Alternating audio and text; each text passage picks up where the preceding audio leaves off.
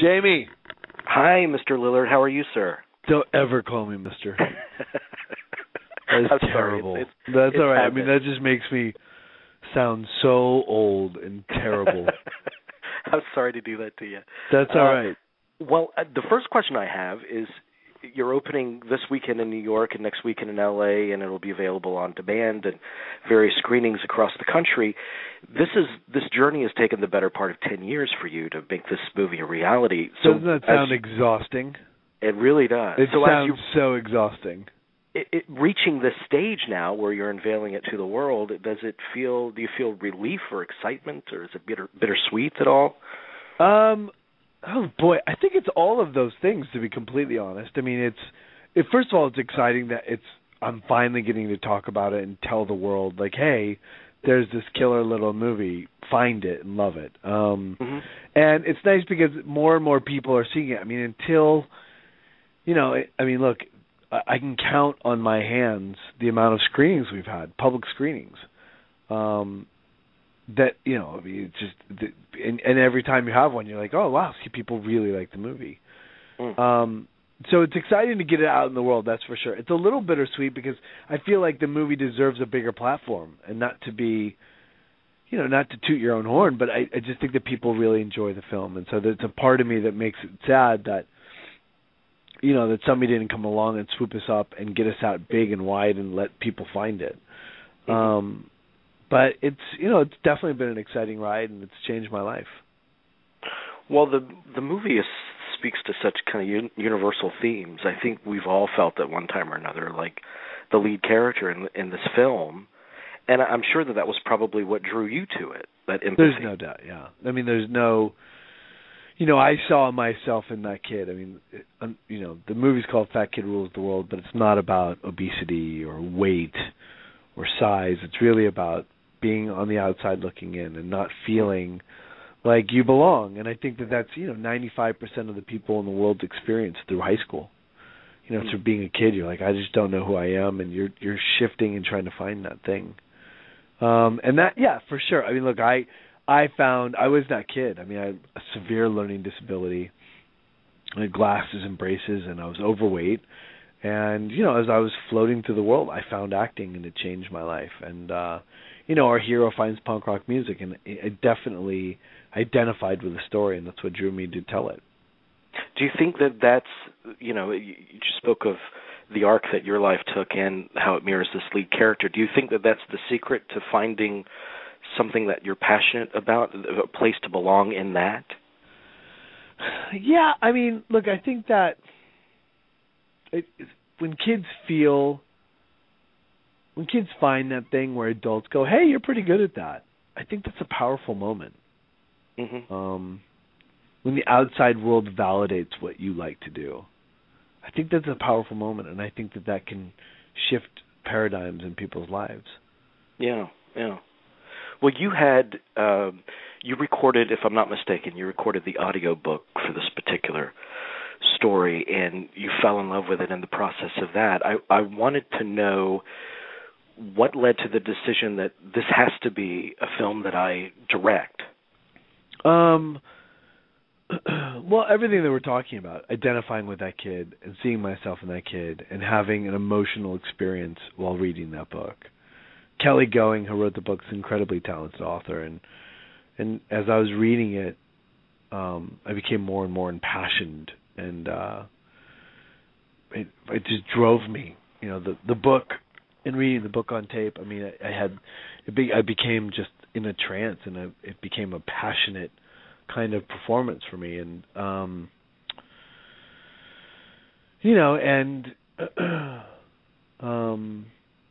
that's what, and that kind of connection to the material, and understanding that, look, there's also the idea that I was in a movie called SLC Punk, and I know that the impact that movie's had on kids, and I know that there were kid after kid has come up to me in my life and said, that movie changed my life, and me and my friends watched that movie 20 times, and it's about making material and telling a story about disenfranchised little punk rock kids.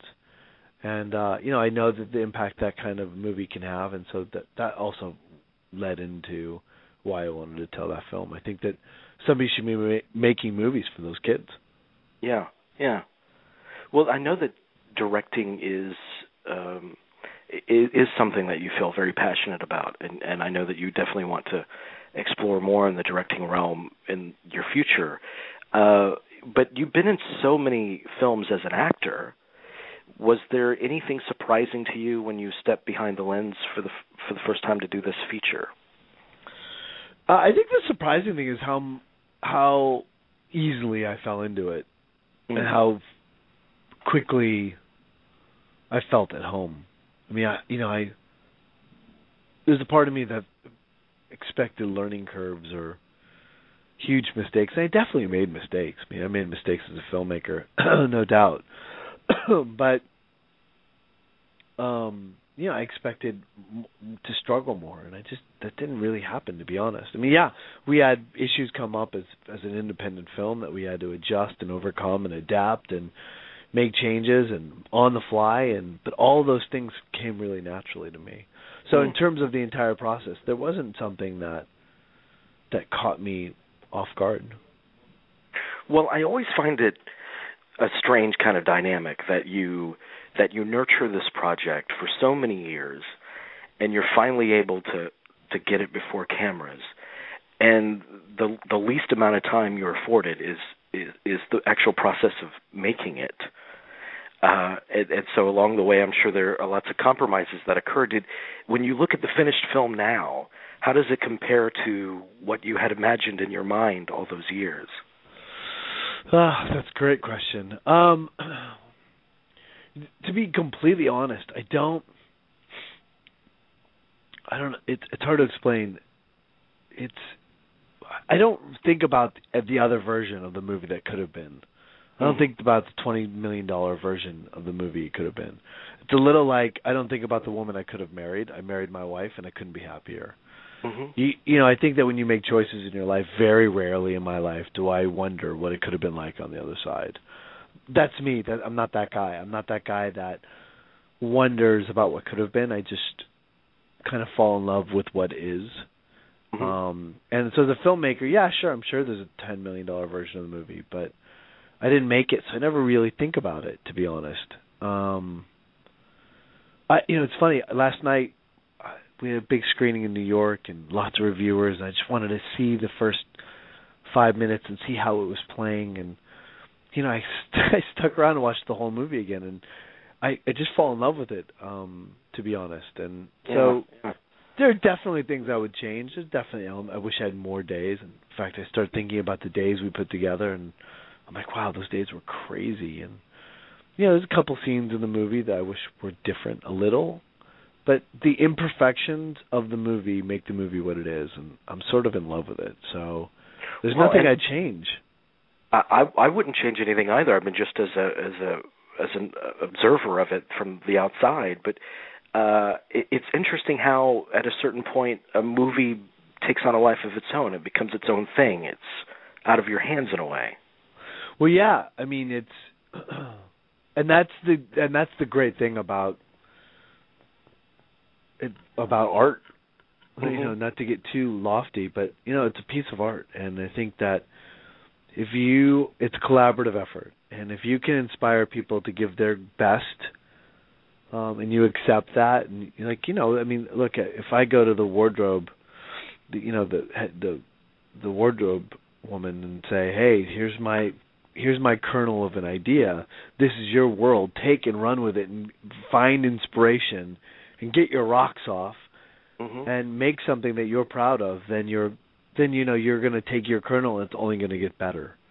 Yeah. And of an idea, it's only going to grow. And so part of that means that you're inspiring other people's artistry, and you're giving away control. And so it becomes something bigger than you can ever possibly imagine. And the way it shifts and the way it grows, you're surprised all the time. I mean, in the performance, you're surprised all the time at what comes up. And I like that aspect of it a lot. I mean, the artistic kind of, it takes a village to make something like this. That's the part of the filmmaking process I really loved. Speaking of performances, I wanted to ask about your lead actor, Jacob. I mean, he's done a couple of other films, but what did you see from him that convinced you that this was the right kid? Well, first of all, he's just beautiful. I mean, you put a camera on him, he's gorgeous. And I think that I like comedy. I mean, our movies, it sounds so aloof and fancy pants the way I'm talking. But the movie's funny, and I needed somebody that that could handle and carry the emotional weight, and also deliver comedy. And I think the great thing about him is that you fall in love with him, and then he breaks your heart, and then you're laughing 2 seconds later. And I think that tone and that balance you can't get from somebody that doesn't have access to both sides of the emotional palette. If you can make people laugh, you can definitely give people drama. I mean, everyone has drama in their life, and everyone has access to that. But making people laugh is a gift, and I believe in that, and I think that and I think that he brings that into the part, and I think that's why he's so amazing in the role. Well, speaking of which, before I let you go, I want to ask you one question about the Descendants, and you actually opened the door well to that, because someone that mixes the comedic with the dramatic so beautifully is Alexander Payne, and that was my favorite film the other year. And I thought you had the trickiest scene, the confrontation scene with Mr. Clooney. Could you tell me a little bit about what it was like to shoot that moment? Well, it's you're in the hands of a great director. You're in the hands of I think one of the, if not the best filmmaker we have living today. Certainly in American cinema, I just think he's pretty divine. So it takes a lot of pressure off as an actor. All you have to do is be present and listen, and take notes and trust implicitly what he says. You're working with Clooney, and you're in. You know that you're in a high pedigree project. I mean, you're dealing with the best of the best, and and that feels good. And so you're ready to go to work, and you get to work, and you just you sit there, you hit your mark, you say a line, and you do it the best you can, and you take whatever Alexander says and you run with it. Look, I felt privileged to be a part of it, and I know Alexander's work. I mean, I've seen every movie he's ever done, so being there felt like, oh, I can't believe I made this cut. But look, you kind of get over the shock and awe of it pretty quickly and get to work. I mean, That's my job. I've been doing it for 20, 30 years, and so I was excited just to get there and work and get a chance to work with the best. George Clooney is the quintessential movie star and a fantastic actor and a great guy, and so it's fun to be there and fun to be in that kind of elevated air.